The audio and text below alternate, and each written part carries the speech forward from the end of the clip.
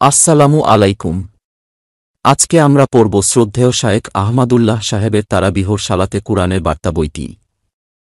২৫তম তারাবিহ। ২৫তম তারাবিহ জুড়ে আছে কুরআনের ২৮ নম্বর পারা। এ পারায় রয়েছে সূরা মুজাদালাহ, সূরা হাশর, সূরা মুমতাহিনা, সূরা সাফ, সূরা জুমাহ, সূরা মুনাফিকুন, সূরা তাগাবুন, সূরা তালাক ও সূরা তাহরিম। ঘটনাবলী। আউস বিন শামিতের স্ত্রী ছিলেন খাওলা রাদিয়াল্লাহু আনহা। ইসলামপূর্ব যুগ থেকে আরবে একটি প্রথা প্রচলিত ছিল। কেউ যদি স্ত্রীকে বলত, তুমি আমার জন্য আমার মায়ের পিঠের মতো, অথবা তুমি আমার জন্য আমার মায়ের মতো, তবে তাদের মধ্যে আর দাম্পত্য সম্পর্ক থাকত না। এটাকে বলা হয় জেহার। আউস রাদিয়াল্লাহু আনহু একবার রাগের বশে স্ত্রীকে এমন কথা বলেছিলেন। পরে তিনি অনুতপ্ত হলে খাওলা রাদিয়াল্লাহু আনহা রাসূলের কাছে এলেন মাসালা জানতে। ইসলামে এ বিষয়ে তখনও কোনো বিধান নাজিল হয়নি। রাসূল সাল্লাল্লাহু আলাইহি ওয়াসাল্লাম তাদের সম্পর্ক ছিন্ন হওয়ার সম্ভাবনার কথা বললেন। এদিকে খাওলা রাদিয়াল্লাহু আনহা বারবার বলতে লাগলেন, তিনি তো তালাক দেননি, তাহলে কেন সম্পর্ক থাকবে না? এই ঘটনার প্রেক্ষিতে জেহারের বিধিবিধান নাজিল হয়। হিজরতের পর রাসূল সাল্লাল্লাহু আলাইহি ওয়াসাল্লাম মদিনার গোত্রসমূহকে নিয়ে যে ঐতিহাসিক শান্তি চুক্তি সম্পাদন করেছিলেন, ইতিহাসে সেটা মদিনা সনদ নামে পরিচিত। ইহুদি গোত্র বনি নাজিরের নেতা কাব বিন আশরাফ চুক্তিভঙ্গ করে মক্কার মুশরিকদের সাথে মুসলিমদের বিরুদ্ধে যুদ্ধের পরিকল্পনা আটে। মদিনা সনদের একটি ধারা ছিল রক্তমূল্য পরিশোধে চুক্তিবদ্ধ গোত্রগুলো পরস্পরকে সহযোগিতা করবে। একটি ঘটনার প্রেক্ষিতে রাসূল সাল্লাল্লাহু আলাইহি ওয়াসাল্লাম তাদের কাছ থেকে রক্তপণ আদায় করতে গেলে তারা রাসূল সাল্লাল্লাহু আলাইহি ওয়াসাল্লামকে হত্যা করার নীল নকশা আঁকে। উপর্যুপরি চুক্তিভঙ্গের কারণে রাসূল সাল্লাল্লাহু আলাইহি ওয়াসাল্লাম তাদেরকে মদিনা থেকে বহিষ্কারের সিদ্ধান্ত নেন। তারা মুনাফিক নেতা আবদুল্লাহ ইবনে উবাইয়ের প্ররোচনায় যুদ্ধের চেষ্টা করলে মুসলিমরা প্রতিহত করে। ইহুদি বনু নাজির তাদের দুর্গে গিয়ে আশ্রয় নেয়। এরপর তারা পুনর্বাসনে সম্মত হলে প্রিয় নবী সৌজন্য প্রদর্শন করে তাদেরকে আসবাবপত্র সাথে নেওয়ার অনুমতি দেন। শুধু অস্ত্রগুলো বাজেয়াপ্ত করেন। তাদের কিছু লোক সিরিয়ায় আর কিছু লোক মদিনার অদূরে খায়বারে গিয়ে বসতি করে। মদিনাত্যাগের সময় মালপত্র গোছানোর ক্ষেত্রে মুসলমানরা তাদেরকে সাহায্য করছিলেন। এই নির্বাসনকে প্রথম সমাবেশ বলা হয়েছে। এরপর উমর রাদিয়াল্লাহু আনহু এর শাসন আমলে দ্বিতীয় দফায় যে নির্বাসন হয় সেটাকে দ্বিতীয় সমাবেশ বলা হয়। মক্কার মুশরিকরা হুদায়বিয়া সন্ধি চুক্তি ভঙ্গ করলে রাসূল সাল্লাল্লাহু আলাইহি ওয়াসাল্লাম মক্কায় অভিযান পরিচালনার সিদ্ধান্ত নিলেন। এদিকে হাতিব ইবনে আবি বালতা রাদিয়াল্লাহু আনহু এর পরিবার ছিল মক্কায়। তিনি ভাবলেন, রাসূল সাল্লাল্লাহু আলাইহি ওয়াসাল্লাম এর এই অভিযানের খবর মক্কায় পাচার করলে মক্কাবাসী তার পরিবারের কোনো ক্ষতি করবে না। এই ভেবে একজন নারীর মাধ্যমে তিনি যুদ্ধপ্রস্তুতির সংবাদ মক্কায় পাঠালেন। এই ঘটনা ওহীর মাধ্যমে রাসূল সাল্লাল্লাহু আলাইহি ওয়াসাল্লামকে জানিয়ে দেওয়া হল। রাসূল সাল্লাল্লাহু আলাইহি ওয়াসাল্লাম সংবাদবাহক সেই নারীকে ধরতে আলী, মিকদাদ ও জুবায়ের রাদিয়াল্লাহু আনহুকে পাঠালেন। পথিমধ্যে তারা গুপ্তচর নারীর চুলের খোপা থেকে হাতিমের চিঠি উদ্ধার করে আনলেন। এর প্রেক্ষিতে আল্লাহ আয়াত নাজিল করেন, ঈমানদাররা যেন কাফিরদেরকে অভিভাবক ও বন্ধুরূপে গ্রহণ না করে। রাসূল সাল্লাল্লাহু আলাইহি ওয়াসাল্লাম আসরের পর সব স্ত্রীর ঘরে গিয়ে কুশল বিনিময় করতেন। একদিন জায়নাব রাদিয়াল্লাহু আনহা তাকে মধু পান করতে দিলেন। এরপর পালাক্রমে তিনি আয়েশা ও হাফসা রাদিয়াল্লাহু আনহা এর কাছে গেলে তারা ঈর্ষাপরায়ণ হয়ে বললেন, আপনি কি মাগাফির বা দুর্গন্ধযুক্ত এক ধরনের আঠালো ফল খেয়েছেন? রাসূল সাল্লাল্লাহু আলাইহি ওয়াসাল্লাম বললেন, না, আমি তো মধু খেয়েছি। মৌমাছি হয়তো মাগাফির থেকে মধু আহরণ করেছে এমন ধারণা করা হল। এদিকে রাসূল সাল্লাল্লাহু আলাইহি ওয়াসাল্লাম মুখের দুর্গন্ধকে খুবই অপছন্দ করতেন। তিনি সংকল্প করলেন, আর কখনো মধু খাবেন না। এর প্রেক্ষিতে আল্লাহ আয়াত নাজিল করলেন, স্ত্রীদের খুশি করতে কেন আপনি হালাল পানীয় নিজের উপর হারাম করেন? ঈমান আকিদা। আল্লাহর ৯৯টি গুণবাচক নাম আছে। যে ব্যক্তি নামগুলো সংরক্ষণ তথা মুখস্থ, বিশ্বাস ও ধারণ করবে সে জান্নাতে প্রবেশ করবে। সূরা হাশরের শেষ ৩ আয়াতে আল্লাহর সত্তাগত নাম ছাড়াও ১৬টি নাম বর্ণিত হয়েছে। এগুলোর অর্থ অনুধাবন ও বিশ্বাস করা কর্তব্য। এই আয়াতগুলো সকাল সন্ধ্যায় পাঠ করা সম্পর্কিত হাদিসের বিশুদ্ধতা নিয়ে হাদিস বিশারদগণের নানা মত রয়েছে। তবে আল্লাহর গুণবাচক নামের কারণে আয়াতগুলোর বিশেষ মর্যাদা অনস্বীকার্য। ইসলামের গুরুত্বপূর্ণ একটি বিধান হল আল ওয়ালা ওয়াল বারা, অর্থাৎ আল্লাহর জন্য ভালোবাসা ও আল্লাহর জন্য বৈরিতা।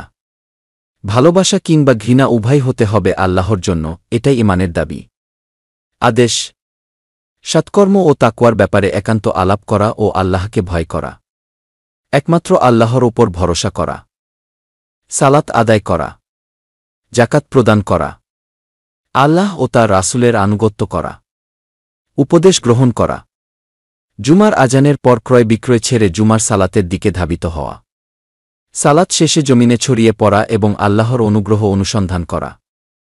অধিক পরিমাণে আল্লাহর স্মরণ করা। আল্লাহর দেওয়া রিজিক হতে আল্লাহর নির্দেশিত পথে ব্যয় করা। আল্লাহ এবং রাসূলের আনুগত্য করা। নিজেকে এবং নিজের পরিবারকে জাহান্নামের আগুন থেকে রক্ষা করা। খাঁটি তাওবা করা। কাফির মুনাফিকদের বিরুদ্ধে জিহাদ করা ও তাদের প্রতি কঠোরতা অবলম্বন করা। নিষেধ: গুনাহ, সীমালঙ্ঘন ও রাসূলের নাফরমানির ব্যাপারে কানাঘুষা না করা। তাদের মতো না হওয়া। যারা আল্লাহকে ভুলে যাওয়ায় তিনি তাদের আত্মভোলা করে দিয়েছেন।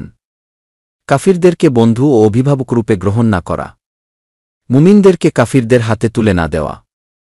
বিধিবিধান: স্ত্রীকে মায়ের সঙ্গে হারাম হওয়ার দিক থেকে তুলনা করে যদি বলা হয়, তুমি আমার জন্য আমার মায়ের মতো হারাম, তাহলে এটাকে জেহার বলা হয়। জেহার করলে স্বামী স্ত্রী সুলভ আচরণ নিষিদ্ধ, তবে প্রত্যাহার করতে চাইলে কাফফারা দিতে হবে। জেহারের কাফফারা কৃতদাস মুক্ত করা।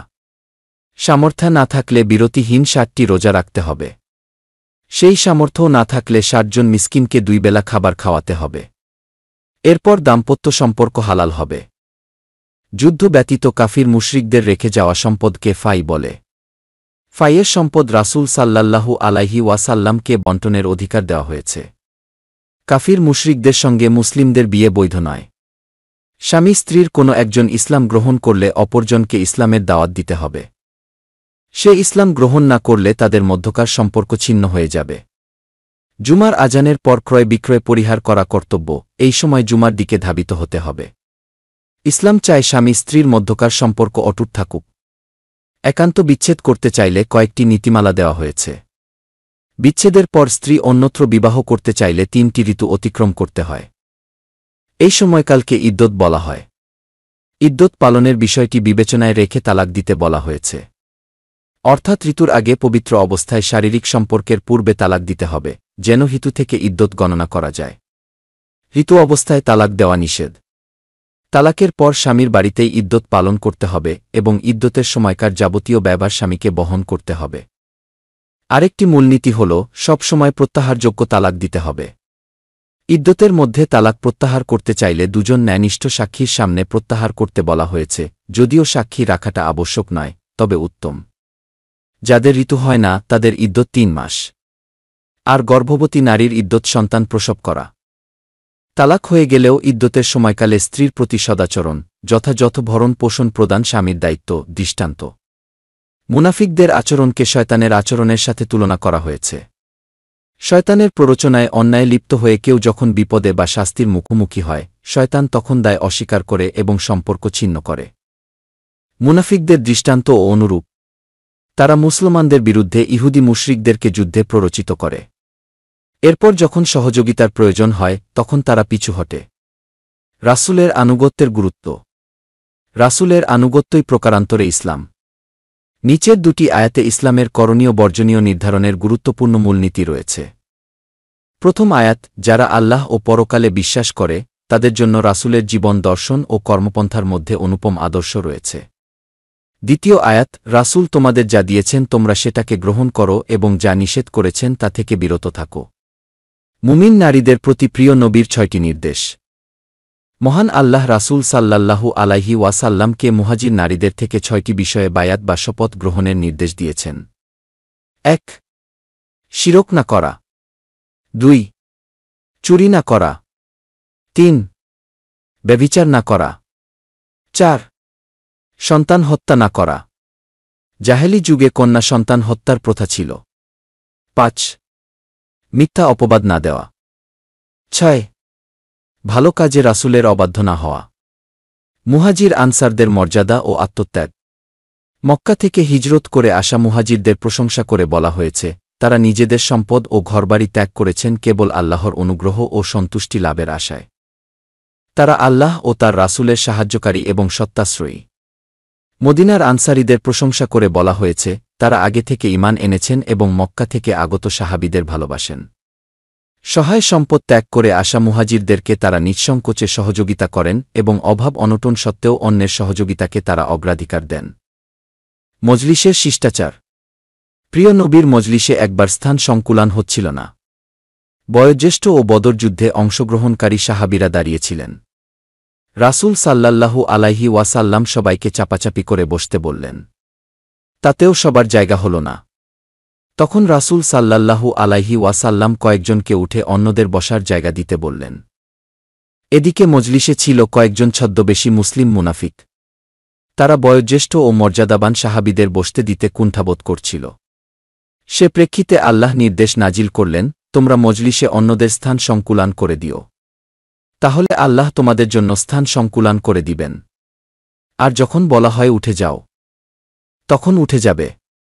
এ আয়াতে মজলিসে অন্যদের বসতে দেওয়ার শিষ্টাচার শেখানো হয়েছে। আর বয়স্ক ও মর্যাদাবানদের জন্য প্রয়োজনে উঠে গিয়ে স্থান করে দেওয়ার ভদ্রতাও শেখানো হয়েছে। 4 জন নারীর দৃষ্টান্ত। মহান আল্লাহ 4 জন নারীর উদাহরণ দিয়েছেন। 2 জন মন্দ নারীর উদাহরণ। তারা হল নূহ আলাইহি ওয়াসাল্লাম ও লুত আলাইহি ওয়াসাল্লাম এর স্ত্রী। নবীর স্ত্রী হওয়া সত্ত্বেও তারা আল্লাহর অবাধ্যতায় লিপ্ত ছিল। নবীপত্নীর পরিচয় কৃতকর্মের পরিণতি থেকে তাদেরকে রক্ষা করতে পারেনি। আর অপর 2 জন মুমিন ও সৎকর্মশীল নারীর উদাহরণ। তারা হলেন ফিরাউনের স্ত্রী আসিয়া ও মারিয়াম, যিনি ঈসা আলাইহি ওয়াসাল্লাম এর মা। ফিরাউনের নির্যাতনের সময় আসিয়া জান্নাতে গৃহ নির্মাণ ও জালিম সম্প্রদায় থেকে মুক্তি চেয়ে দোয়া করেন। আর মারিয়াম সতীত্ব হেফাজতকারী, আল্লাহর বাণীসমূহে বিশ্বাস স্থাপনকারী এবং আল্লাহর অনুগত বান্দী ছিলেন। অমুসলিমদের সাথে আচরণ। যেসব অমুসলিম মুসলমানদেরকে ভিটেমাটি থেকে তাড়িয়ে দেয়নি এবং ধর্মযুদ্ধে বাধ্য করেনি, তাদের প্রতি সদাচরণ ও ইনসাফ করতে আল্লাহ নিষেধ করেন না। বরং তিনি ন্যায়নিষ্ঠদের পছন্দ করেন। লাভজনক বাণিজ্য।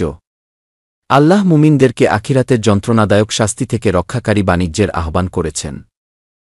সে বাণিজ্যের বিনিয়োগ হল আল্লাহ ও রাসূলের প্রতি ঈমান আনা, জীবন ও সম্পদ দিয়ে আল্লাহর রাস্তায় জিহাদ করা। এতে 3 ধরনের লাভ হবে। 1. আল্লাহর ক্ষমা লাভ। 2. জান্নাত লাভের মহাসাফল্য। 3. আল্লাহর পক্ষ হতে সাহায্য ও বিজয়। আজকের শিক্ষা। সৃষ্টি জগতে এমন কোনো জায়গা নেই যা আল্লাহর জ্ঞান ও দৃষ্টির বাইরে। সুতরাং মানুষ জনসমাগমে বা নির্জনে, খোলা আকাশের নিচে কিংবা গুহার অভ্যন্তরে, যেখানেই সে যা কিছু বলুক অথবা করুক, সে আল্লাহর জ্ঞানের বাইরে নয়। মানুষ ভালোমন্দ যাই করুক, কিয়ামতের দিন তিনি তা জানিয়ে দিবেন এবং বিনিময় বুঝিয়ে দিবেন। যারা ঈমানদার ও ইলমের অধিকারী, জ্ঞানী, তাদেরকে আল্লাহ বহু মর্যাদায় উন্নীত করবেন। আল্লাহর আলো কেউ কখনো নেভাতে পারবে না। কাফিররা আল্লাহর আলোকে ফুৎকার দিয়ে নিভিয়ে দিতে চায়, কিন্তু আল্লাহ তার নূরকে পরিপূর্ণ করবেন। মুমিনদেরকে আল্লাহ সতর্ক করেছেন যেন সম্পদ বা সন্তান তাদেরকে আল্লাহর স্মরণ থেকে বিমুখ করে না দেয়। অন্যথায় তারা ক্ষতিগ্রস্ত হবে। আল্লাহর নির্দেশিত পথে দানের গুরুত্ব এত বেশি যে মৃত্যু আসার পর অবিশ্বাসী ও কৃপণরা বলবে, হে আল্লাহ, আমার মৃত্যু আরেকটু পিছিয়ে দিলে না কেন, তাহলে আমি দান করতাম এবং নেককারদের অন্তর্ভুক্ত হতাম। যারা তাকওয়া অবলম্বন অর্থাৎ আল্লাহকে যথাযথ ভয়ে এবং তার আদেশ নিষেধের আনুগত্য করবে, তারা যত বিপদেই পড়ুক না কেন, যত সমস্যার মুখোমুখি হোক না কেন, আল্লাহ তাদের পরিত্রাণের পথ দেখিয়ে দেবেন এবং কল্পনাতীত উপায়ে রিজিক দান করবেন। যেসব স্বামী, স্ত্রী ও সন্তান আল্লাহর নাফরমানির পথে চলতে উৎসাহিত বা পরিচালিত করে, তারা মুমিনের শত্রুতুল্য। মহান আল্লাহ তাদের ব্যাপারে সতর্ক থাকার নির্দেশ দিয়েছেন। অবশ্য ভুল বুঝতে পারলে ক্ষমার শিক্ষাও দেওয়া হয়েছে। মুসলিম কখনো আত্মকেন্দ্রিক হবে না, বরং পরিবার ও প্রতিবেশীদের কথাও ভাববে। মহান আল্লাহ আদেশ করেছেন, হে ঈমানদারগণ, তোমরা নিজেদেরকে এবং তোমাদের পরিবারকে জাহান্নামের আগুন থেকে বাঁচাও। মুমিনদের প্রতি আল্লাহর নির্দেশ, তারা যেন তাওবায়ে নাসুহা করে। তাওবায়ে নাসুহা অর্থ খাঁটি তাওবা। যে তাওবার পর ব্যক্তি আর সেই অন্যায়ে লিপ্ত হবে না, সেটাই তাওবায়ে নাসুহা বা খাঁটি তাওবা। আজকের দোয়া। হে আমাদের প্রতিপালক, ক্ষমা করুন আমাদেরকে এবং আমাদের সেই ভাইদেরকেও, যারা আমাদের আগে ঈমান এনেছে, এবং আমাদের অন্তরে ঈমানদারদের প্রতি কোনো হিংসা বিদ্বেষ রাখবেন না। হে আমাদের প্রতিপালক, আপনি অতি মমতাবান, পরম দয়ালু। হে আমাদের প্রতিপালক, আমাদের জন্য আলোকে পরিপূর্ণ করে দিন এবং আমাদেরকে ক্ষমা করুন। নিশ্চয়ই আপনি সর্ববিষয়ে ক্ষমতাবান।